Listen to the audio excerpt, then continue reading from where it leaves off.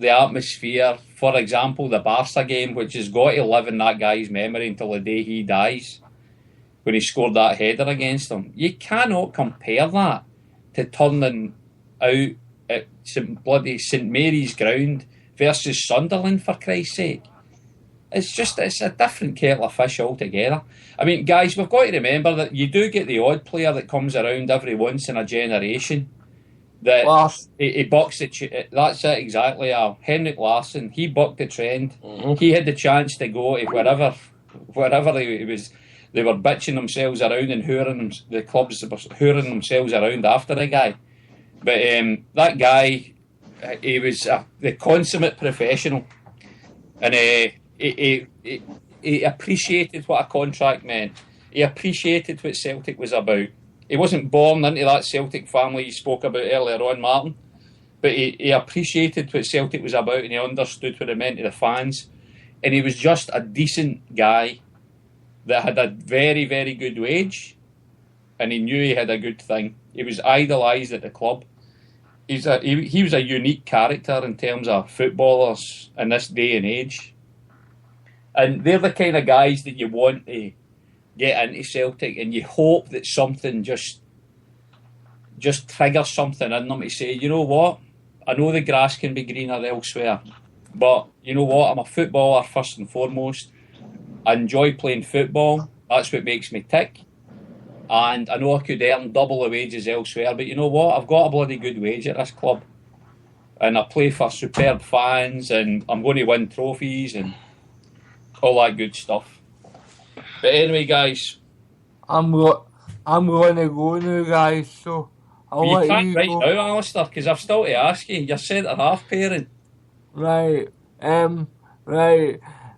So the centre halves picked themselves, Denayer and Van Dijk at the moment. Yeah. But I will say one thing. I don't know if you know this, guy. Darren D's training with Celtic at the minute. Oh, I didn't know that. No, I know he was in Canada. That could be one to watch as a squad player. Yeah, well, I must admit, I quite liked Big Darren O'Dea when he was with Celtic before. And he scored that cracking header in it. Was that the League Cup final or something he scored it in? Aye, St Patrick's Day. Aye. I quite like Big Darren O'Dea. Aye, and he can play left back, so that could be one to watch. Yep. That's a good point. But time will tell. Time will tell. But the thing is, you talked about dialogue with players.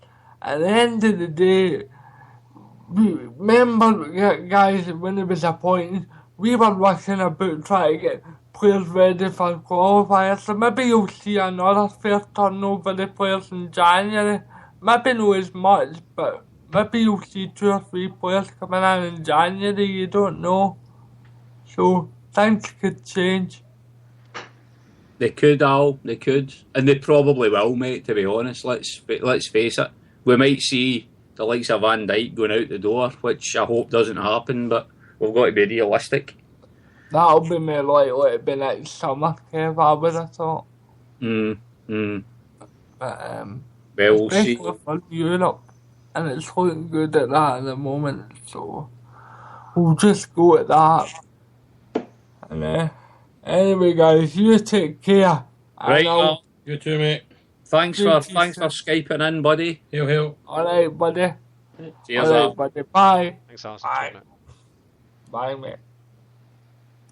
So, Jim, I've just got to hear the centre halves, Denayer and... Well, I'm going to surprise you because it's nearly Halloween. Oh, jeez. Boo! Oh, Christ almighty. How long were you thinking that pish part? It's good to be there too, innit? You know what I mean? It has. Even if both of us got a broken leg.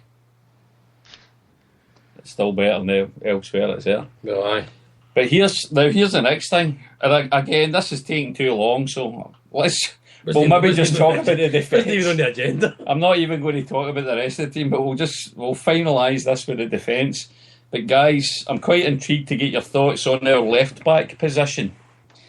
Patrick, now, unfortunately or fortunately, depending which camp you're in here, we've got Emilio Izaguirre, Catch the pigeon. who plays as our left back. I honestly couldn't even tell you who our standing left back is, because we usually utilise one of the right backs if he's out. Danny McGrain. But Charlie Mulgrew sometimes fills in there. Oh, man. But for all we've got an abundance of right backs. We're very, very weak in the left back front, unless my mind's a blank here and there's some obvious candidates. But the wee man Izagiri, he's the main pick, but the guy frustrates the hell out of me, guys. And again, it's for that reason I said earlier on as to why Lustig's my favourite right back. For the simple reason is Lustig can defend, Izagiri cannot defend for his life. He's good at getting forward on occasion. He can sometimes put a good cross in. He can sometimes beat a man. But defensively, the guy's a bloody nightmare. Patrick, what's your thoughts on our left back position? Yeah, that about sums it up. Look, we don't have any other options there. So, I mean, I remember one of the very first podcasts we did. I think it might have been part of the Homeboys Down Under, and I remember Paul Larkin asking the question about the transfer window, I think, in January. Yeah. And I remember saying they should be, in this, honestly, what would it be, 2 or 3 years ago? Saying we do not have a backup left back.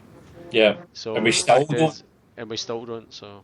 Right. I mean, Mulgrew's probably it. You could possibly put Johansson out there as a real last gasp effort, but that's about your whack, I reckon. And I don't, well, unless one of the young guys comes in, but I don't even think, did they play Fisher at left back at one stage? I can't remember whether it was them. They shuffled those players around as well, but Twarzik, I don't know, but yeah, it's either Izagiri or nobody at the moment, so.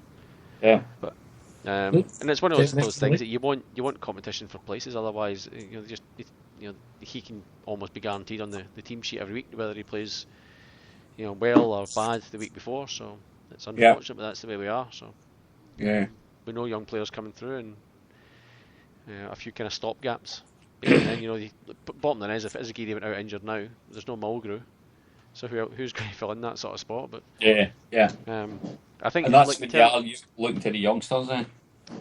Well, again, I don't know anybody that's coming through. Nobody's name springs to mind, but I think the Twarzik and these sort of guys playing in defence, but whether they are capable of playing on the big stage, I don't know. But and it's a shame we're not going to go through the team, because I know this time it does sort of take time to get through it. But I think one player that's getting on a lot of people's goat is Johansson in the middle. Yeah, I don't think anyone disagrees that it's having Brown back there has really improved things. But I think it's now a case of trying to find the right partner for him. Now, whether Mulgrew is that partner when he comes back, I don't know. I don't think necessarily he would be. I'll be honest, I reckon Beaton in there with Brown would be a far better option than what Johansson's offering at the moment. And I do like Johansson as a player. I think he can, when he's passing games on, he's bloody good at it. He's very, very good at it. But at the moment, he's just so off form, it's frightening. I just find it really bizarre, Pat, that because I did think when Dyler came in, and because he'd played under Dyler at Strum's Godset, that he'd be better. But I think he was honestly better under Neil Lennon than he has been under Dyler. I think he's a good player. I just think he's off form. I think he's one of these guys that needs to be dropped. The sad thing is that there's no sort of, there's no reserve league to drop into, so you have to get your form back. Well, you're down to the development squad basically, and you're playing in events. Pretty much, which is fairly crap. That's the way we are in Scotland. But the simple fact is that if he's out of form, the only way he's going to get it back is in training, or somebody getting out injured and stuff. So maybe Kyle would be a better option in there with Brown. I'm not exactly a huge fan of his either. I do like Beaton. I think he's got a bit of potential. I think there's a calmness about him, and he's got a bit of presence as well, and not a bit of a headless chook that Kyle is, although he did play well when he played the other night, to be fair. So I think the central midfield is a big issue for us at the moment. Brown's certainly made a huge difference coming back, but it's who they play him with, more or less, is having to find the right partner. I'd be inclined to give Beaton a bit of a crack in there. I'm just going to clarify something, Pat, because you said sometimes he runs about like a headless chook. Now, for anybody listening back in Scotland, a chook is a chicken. A chook is a chicken. In Australia, chicken. Did you know that, Liam? That a chook is a chicken? I'm sure I remember somebody mentioning it on Prisoner Cell Block H one night, so aye. That would be right enough, Liam. That would be right enough, mate. Mind you, there's a few chookies in the team, I know. Yes, indeed. Liam, I mean, you've been fairly quiet tonight, mate, unfortunately, but what's your thoughts on the left back position before we move this on completely? Because I want to get off the whole team thing. This will need to go on over different weeks because it's went on too long, but your left back thoughts? He's a geary. Yeah? Aye. Because he's the only option, really. Well, I always like to play the most attacking team possible, and he's our most attacking defender, I think. So. See, this is bizarre, no? All that stuff I was saying earlier on about the whole defenders have got to defend. Are you going against that whole idea again? That you've got to get forward. We've got midfielders who can drop back. So yeah. I think you've got to have a bit of width in the team. And, you know, if you think back to Martin O'Neill's team, right, you had Didier Agathe flying down one side. You had either Alan Thompson or Bobby Pettigan doing the other. There was always that breaking from midfield stroke defence, you know. And I think the team really needs that. But the thing was, back then we had, you had Paul Lambert and Neil Lennon who would slot into the defence when it was needed to reinforce it. Yeah. We kind of had that with Wanyama, but we don't really seem to have it at the moment. So, not sure who would fill that role. In fact, you've made me think on an incident that happened during the game last night when there was a bit of a break down our deep left-hand side, their right-hand side. Yeah. And we had Van Dijk, and I'm guessing it must have been Denier, maybe drawn to the ball, but so too was the covering midfielder who was Johansson. And the three players, and maybe it wasn't Van Dijk, maybe it was Azagiri, but there was three of our defenders get drawn to the ball, which was out at the right hand side, and there was the Croatia Dinamo Zagreb guy was right in the middle, and they found him. And that was again another. He made an arse of it actually, but I think that might have been the one when Gordon made a superb save. But it was absolutely disgraceful defending, and it was that kind of. You had your heads in your hands because you thought to yourself, what are they getting coached in terms of defending here? What are they actually getting coached? I think. Anyway, I kind of missed part of the conversation there, but. Because people are saying that some of the sound is gone a bit askew, so right. I don't think people can hear me, but they can hear you guys. I think by the sounds of it. So that was it. Johansson. I think that was the one where he get dragged out. I think he got dragged out to. So he get dragged out to the. He basically left his man to go and mark a guy that was already marked by two players. So I think he was. I think that he was at fault, probably not the other guys, but. I would agree with that part. But again, you should be able to read the play for crying out loud. And if that's what we've got as our defensive midfielder, then it's quite frightening. Yeah, we should point out, Kev, there's some stuff in the chat room, and there's a little bit on Twitter as well. So Kralski's joined us on Twitter, so he's saying hello, and he's basically asking for. He says he thinks there's something in Ambrose. He just needs a bit of a rest, which is fair call. Dominic saying that we'll absolutely smack Hamilton on Sunday. Higgs is saying we should get behind Ronnie Dyler.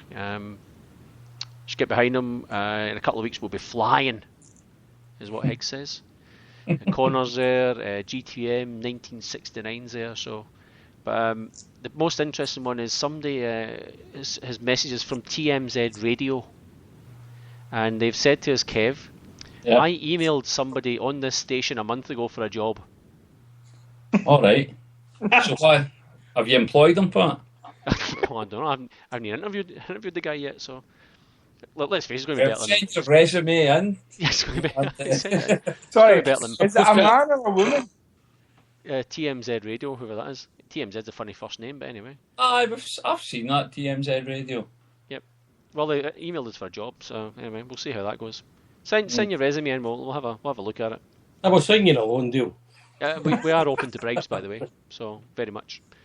And the Myrtle Beach Bow Deep CSA, they're there as well, so they don't like Ambrose. I'm not going to repeat that, the sweary words. Is this all on Twitter, Pat? Because I'm not getting No, any of it's this. in the chat room. It's basically saying, Hail, right, hail that's boys, nice. Ambrose needs a bus ticket. There you go. That's what the Myrtle Beach boys think. Fair play to the MB boys.